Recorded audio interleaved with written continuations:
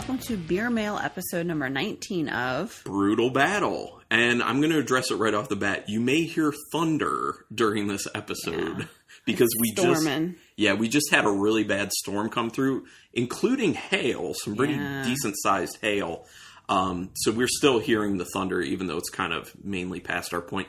We have no power right now, too, but we have enough juice on the laptop to record this, and we already took the beers out of the fridge before we lost power, so we can't go back into the fridge. We don't want things to, get too warmed up, so darn, we have to drink these beers. There's no way around this. There's no backing out of this at this point. We're committed. Nature has committed us to doing this. So obviously, this is a Beer Mail episode again. We're continuing with these beers that were sent by Kyle Norman, the very gracious, awesome Kyle Norman. Also, I think we should take a moment to do shout out to his wife, Kelly Norman. Yeah, who's also awesome. Also awesome, also a listener to podcast. And their little one, Olivia Norman. She's not too little anymore. That's true. She's not little anymore and is also awesome. So shout out to all of them. Thank you for listening. Well, so what do we have from Kyle Norman here? Do you want to do the first one or the second one? Doesn't matter. Present? I think I'll leave the second one for you because it's more up your alley. Okay. Although they might both be. Okay. You're more excited about the second one. Sure. So the first one is from Offshoot Beer Company, which, if people don't know, but I'm sure a lot of you do, is a offshoot of the brewery. It's their hoppy arm. Primarily they do hoppy beers, but they're starting to get more into lighter styles like lagers. And we don't really have Offshoot on here very often. I think we've had them on like once or twice before. So Kyle sent us their The Mighty Hops with a Z, which is a play off of the Mighty Ducks because there's like hockey themed stuff on the can. 16-ounce can. It is a West Coast Pale Ale with hop oil. So it should be very hop forward in the flavor. 5.5% alcohol. So nice. Keeping it low.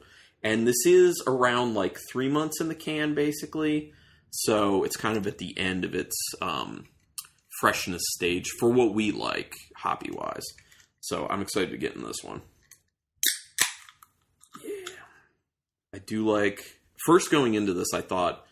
I didn't read it closely enough. I thought it was an IPA because I saw West Coast style. I was like, oh, it's an IPA. But then actually reading it, it's a pale ale, which is even better because it's just lower alcohol. And it may even have just the same level of flavor. Okay, so we have not as much light as we normally did. Yeah. Because we have no lights in the house. So we'll try our best to describe what it looks like. Pretty orangey from what I can see. Yeah, like slightly, yellow. Yeah, slight yellow, orange. Decent amount of head just hanging out on top. Looks pretty clear. Yeah, it's pretty clear. Yeah. Love those clear beers. But obviously that's what you expect from a West Coast style IPA. But it smells sticky. It does. It does smell sticky. It smells very West Coasty. Yeah. It's got that little bit of like that Smarties candy smell that I get from a lot of hoppy Trogs beers. Yeah. I know exactly what you mean.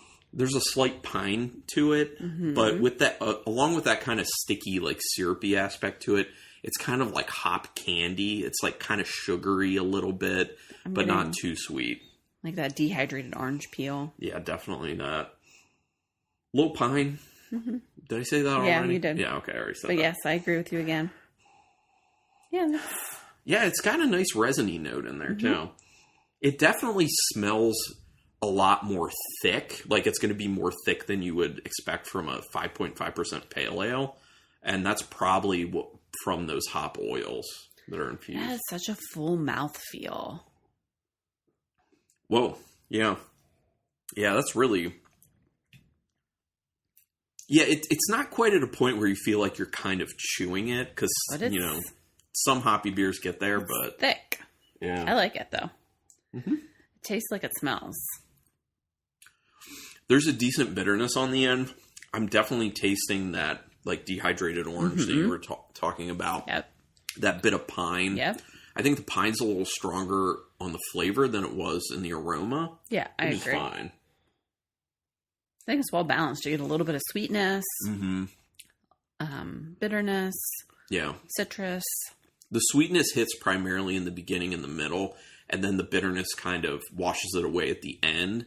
So that's kind of nice because it keeps it from getting too sweet.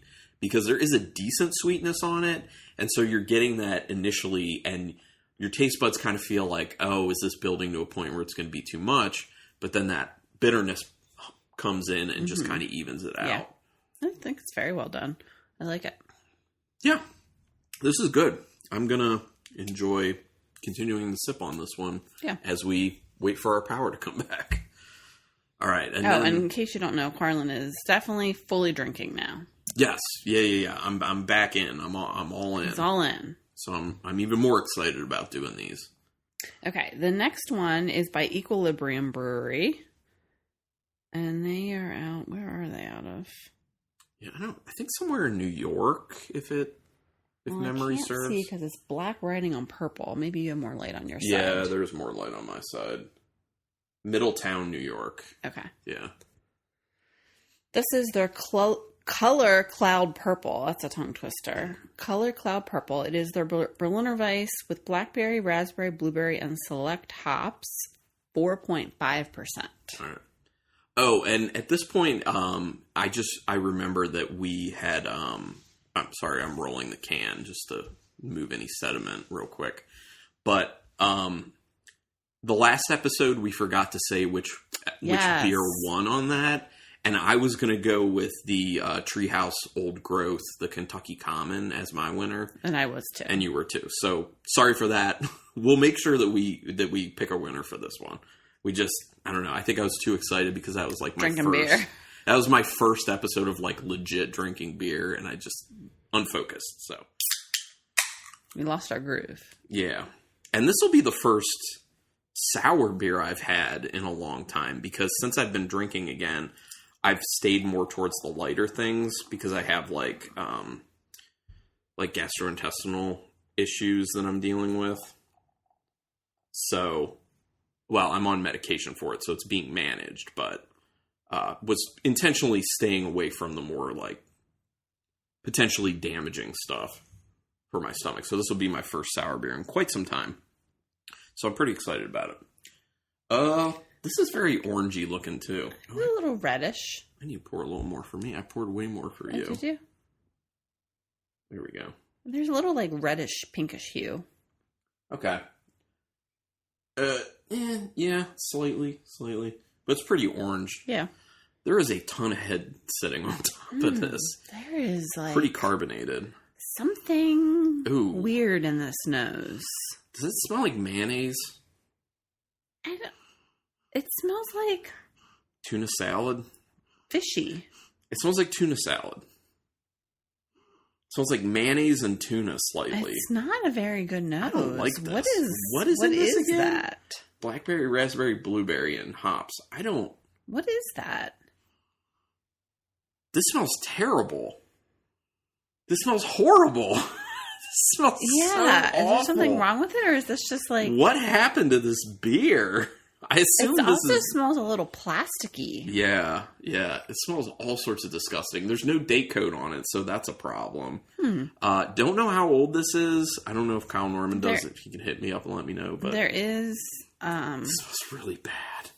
Like a saltiness as well. Yeah, I'm definitely getting salinity. As I'm smelling it more, I am starting to actually get some fruitiness coming through. There is a little fruitiness, but it's hard to get to. Yeah, this nose is terrible. Man. Yeah, it's like plastic chapstick, like Vaseline-y chapstick in there. I'm getting a lot of mayonnaise. It smells like mayonnaise. Some rubber. This is nasty, dude. Interesting. Okay. I have never, ever smelled a beer like this before. I've never smelled a beer like this.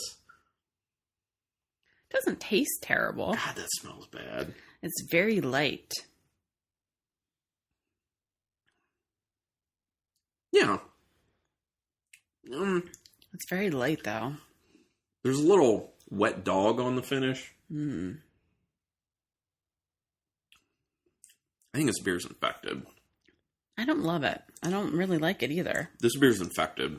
This is definitely infected. I'm getting a little bit of like wet dog, wet cardboard on the finish and the flavor. barely any of the actual fruit to it. You wouldn't be Yeah. able to pick out what fruit is just nondescript. And you do get the salinity to it that you would Well, get. that's about it. Which is interesting because it's normally just like salinity for like Gozas. Yeah. But for this one, for this Berliner, it's got that A little salinity. bit. I'm going back to the first one. I need a palate Just cleanse. the smell is so bad. Yeah, it's bad. It's definitely infected. So quality control issue here. So we're not going to drink more of that, obviously. That's unfortunate, you know? Yeah. It's really unfortunate that happened. I'm assuming that those weird smells are because of the infected aspect and how it's mixing with the normal fruit. smells of the beer. So I've never smelled a beer that smells like tuna salad, but this one does. So there's a first time for everything. It's a strong. Okay. So the mighty hops is tasting going even back to better. this one, I know. I had to go back for a palate cleanse. Very much appreciated. Yeah, the mighty hops was good before. It's even better in comparison now. Like, it's making it look like a pure star. Yeah. So yeah, I think it's pretty obvious the mighty hops wins this one. Yeah, I mean, we don't really have anything to compare it to because the other one is not Really bad. drinkable. Really bad. Oh well, when our power comes back on, we can grab an additional beer to substitute for this one. And, sometimes this stuff just happens. You know, you never know what's going to happen with a beer. You never know. And I have to point out that when breweries don't date code, it makes it harder to know how long you should or should not hold on to a beer, because I don't think that you're going to get these types of smells and flavors coming out of this Equilibrium beer just because of age, but age doesn't help either. Right. So just saying. But thanks for checking this out. Still was a fun time. Always is, even if we have beers that we don't enjoy, but we had one. Let's do all the things. If you want to get in contact with us, you can email us brutalbattlepodcast@gmail.com. You can get back episodes brutalbattle.com or go to archive.org and search Brutal Battle. Please help us out, rate us and review us through whatever podcatcher you use. iTunes will help us the most with visibility. Also word of mouth, just tell people about the podcast. We are on social media. Instagram, Brutal Battle Podcast. And then also beer social media, Untapped. I am Carlton Malibu, all one word, spelled as it sounds, and Ruby Reb 62. So be our virtual beer drinking buddies. I mean, you kind of already are listening to the podcast, but then you can see what we're also checking into off podcast, which we do drink beers not on podcast. Yeah, it does happen. And now more that Carlin's back in the beer game. Yeah. I'm going to be way more active now, so get ready for it. But thank you, everyone, for listening to this episode, and until next time, Keep it brutal.